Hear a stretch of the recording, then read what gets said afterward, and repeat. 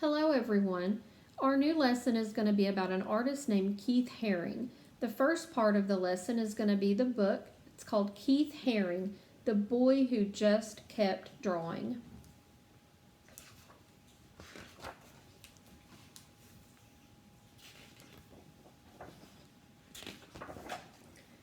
There was a boy named Keith. When he was little, his father taught him how to draw dogs and fish and funny things. His dad would draw a line, then Keith would draw one. Soon, the whole page would be full. From that time on, Keith never stopped drawing. In elementary school, while taking tests, Keith doodled on the edge of his paper. When he handed in his work, his teachers would ask, "Why did you doodle on this important paper?" Keith didn't answer. He went back to his desk and just kept drawing. Sometimes Keith invited his friends to draw in his backyard clubhouse. Keith made symbols and said each one represented a letter of the alphabet. His friends asked, "Why do you use symbols to write?" Keith drew more symbols. It was his way of answering their question. He encouraged his friends to join him. As a teenager, Keith liked to draw in his bedroom with music playing loud. He would draw on every piece of paper he could find. His mother had to yell over the music, "Why can't you turn that music down and go outside to ride your bike?" But Keith had sold his bike to buy art supplies, so he answered, "Look at the cool drawings I did," and he just kept drawing. When Keith was in high school, he won first prize for his art. A successful couple from town offered to buy his drawing. Keith said, "No, thank you. If you enjoy my art, you may hang it on your wall, no charge." Keith's sisters were shocked. "Why didn't you take the money?" they asked. Keith shrugged. He just wanted to keep drawing. Keith graduated from high school and went to the big city of Pittsburgh, to a school that would teach him about art. There were boys on the street trying something new, break dancing. He liked the crazy shapes of their bodies as they turned and flipped to the ground. While the music played loud, Keith started drawing wiggly lines. His teachers asked him, "Why do you draw pictures that look like scrambled bodies? This is not what we told you to draw." Keith knew how to draw. He just wanted to draw in different ways, and he kept drawing. Keith moved to the huge city of New York when he was 20, so he could draw with other artists. He started to draw all over the city, on walls, on sidewalks, and on paper that hung on lampposts. His drawings were washed away by the rain or torn down by street cleaners.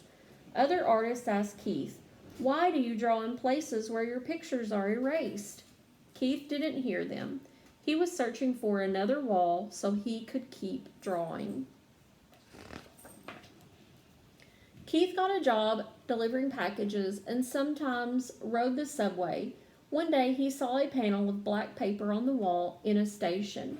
He rushed outside to buy chalk and came back and began to draw. The white chalk made bright, smooth lines on the black paper. Day after day, Keith filled the empty panels in the subway stations with art. Soon people who rode the subway were looking for the white chalk drawings. No one knew the name of the artist, but his drawings were easy to recognize. People asked him, "Why are you drawing here? What do your pictures mean?" Keith said, "What do you see? You decide what they mean." Where Keith lived, there was trash on the street, and people didn't always say hello to each other. One day, he and his friends cleaned up 20 bags of garbage in front of a long wall. Then Keith painted square faces with smiles and body shapes dancing upside down. The neighbors liked the drawings and stopped to say thank you. A policeman came by and lectured Keith. "Why did you do this? I have to give you a ticket because you didn't get permission." Keith paid the fine and just kept drawing.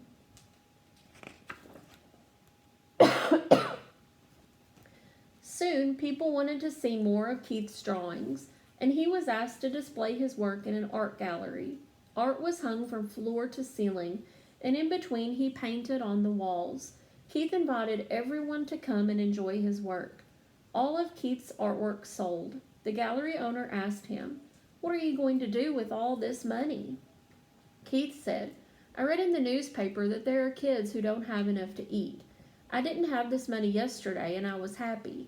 If I don't have it tomorrow, I'll still be happy. All children need to eat.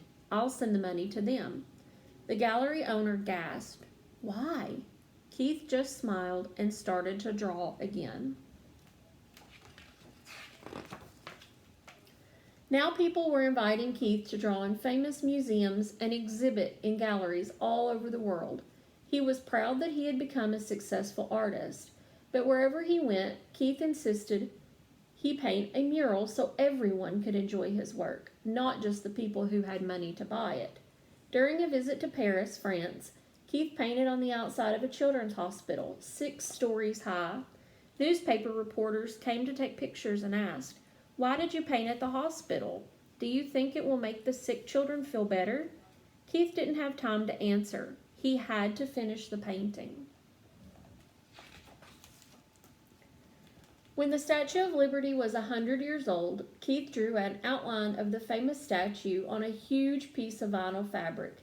Then he asked 900 kids to help him finish the drawing. Keith told them, "Draw anything, whatever you want. No one can say it's bad or good. It's yours." When the giant painting was displayed, people were amazed to see what Keith and the kids had made. But the art critics couldn't understand why a famous artist was drawing with kids. But you know Keith, he just kept drawing.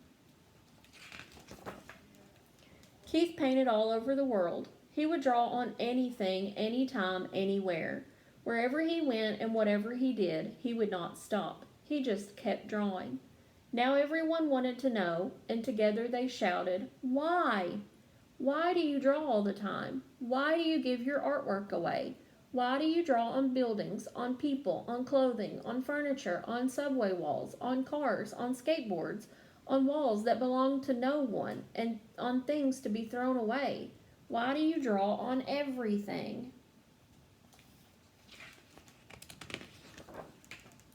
Keith stopped drawing just for a moment and answered, "I draw all the time because there are many spaces to fill. I give my drawings away to help make the world a better place. I draw everywhere because everyone needs art." Then Keith turned back to the street, took a piece of chalk from his pocket, and just kept drawing.